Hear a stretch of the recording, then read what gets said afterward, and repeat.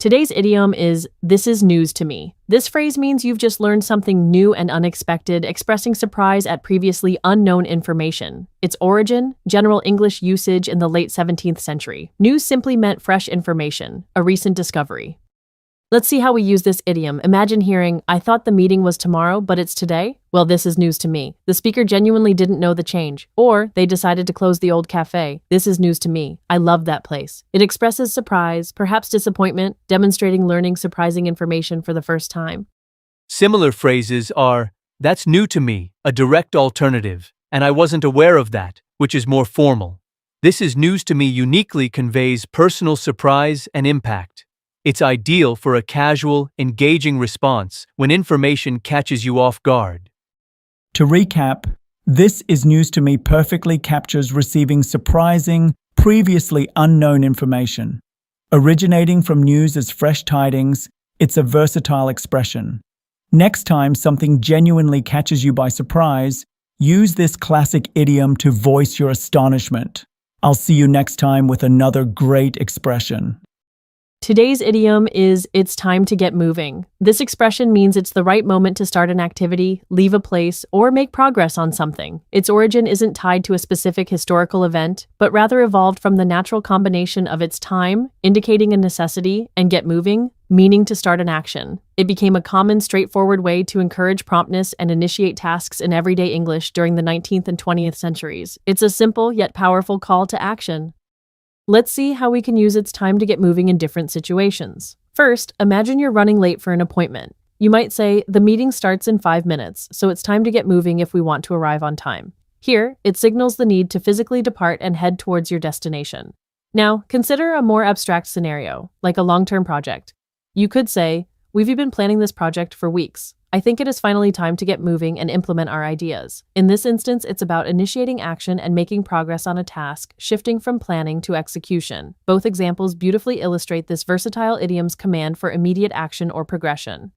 While it's time to get moving emphasizes starting action or leaving, there are similar expressions with subtle differences. Let's get started is very close, focusing purely on initiating an activity, but less on physical departure. For instance, you wouldn't typically use it when leaving a party. On the other hand, time to hit the road specifically means it's time to leave or depart, often for a journey. So, if you're urging general action, let's get started works well. But if you're encouraging someone to physically leave or make progress, it's time to get moving is a perfect fit. To wrap up, it's time to get moving is a wonderfully direct idiom, simply meaning it's the moment to start an action, make progress, or depart. Its strength lies in its clear, unambiguous call to action, rooted in common language usage over centuries. Remember, whether you're initiating a project, heading out for an event, or just need a push to begin something new, this phrase is your go-to. So, next time you need to encourage yourself or others to spring into action, you'll know exactly what to say. I'll see you next time with another great expression. Today's idiom is, that's the spirit. It expresses approval for someone's positive attitude, enthusiasm, or determination, celebrating their resolve. Spirit has long referred to inner character. The idiom likely popularized in the 18th to 19th centuries, emphasizing a spirited approach to challenges. See it in action. Someone tackles a tough project enthusiastically. That's the spirit. Applauds their committed attitude. Another, after a setback, vows to learn and retry. The coaches, that is the spirit, approves their strong mindset. Both examples commend enthusiasm and perseverance. Good for you and way to go are similar. Good for you expresses general approval for success. Way to go cheers a specific achievement. That's the spirit. Uniquely commends someone's positive attitude or mindset, encouraging their approach more than just the outcome. In summary, that's the spirit.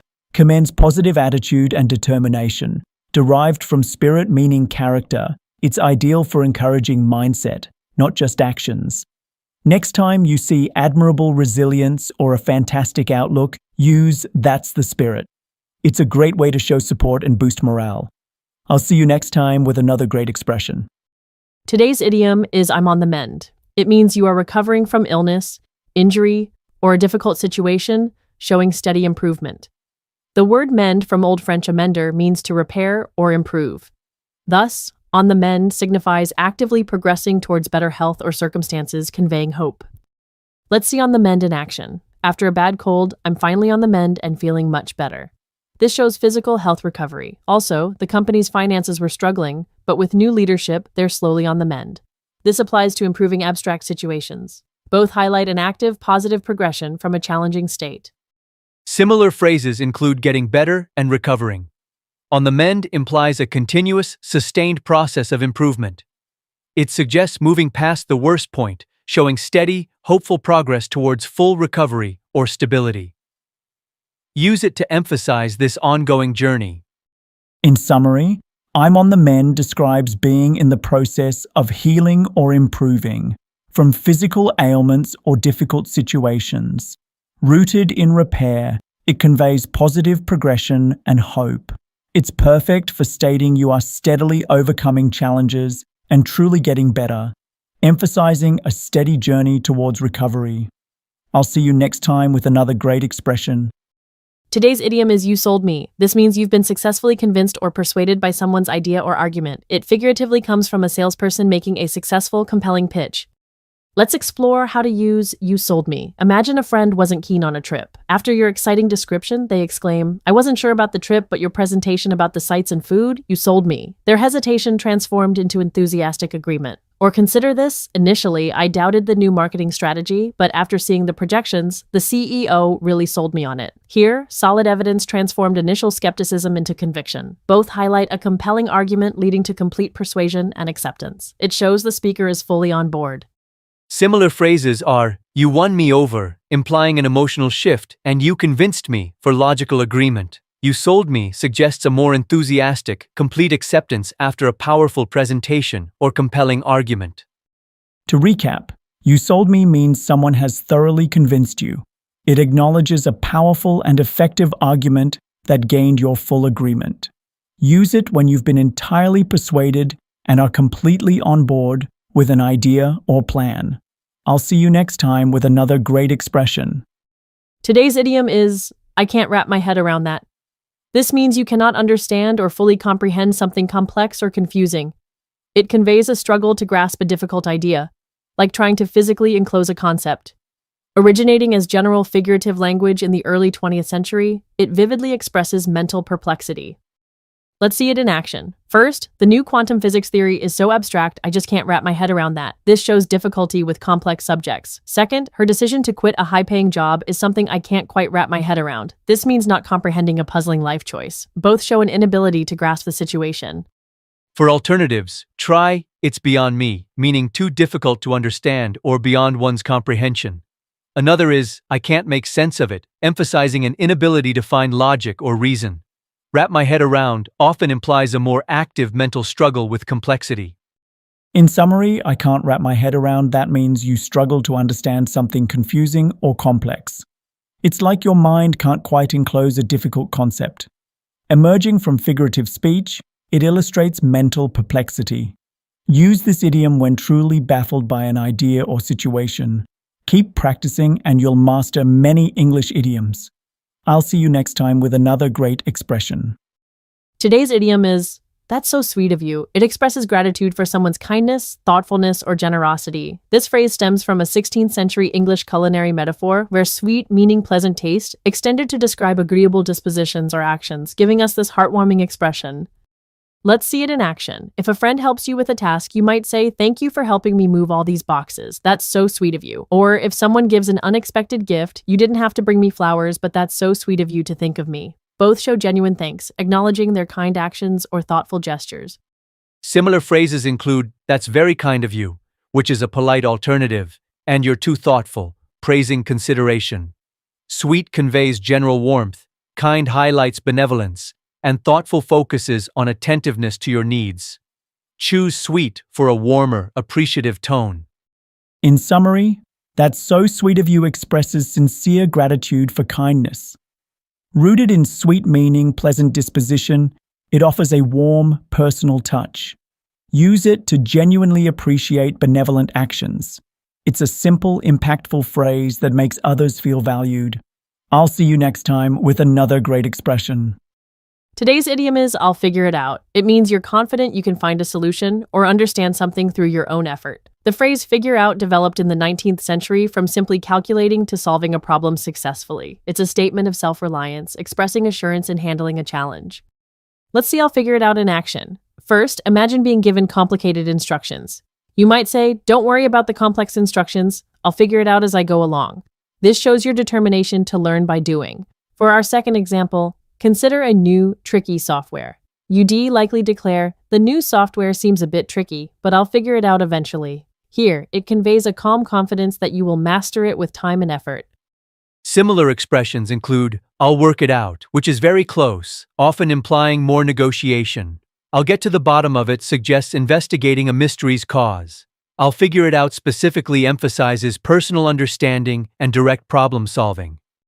To recap, I'll figure it out expresses confidence in your ability to independently solve a problem or understand something. It's a highly practical and common phrase, straightforwardly conveying self-assurance. Use it to show you're capable of handling challenges without constant supervision. I'll see you next time with another great expression.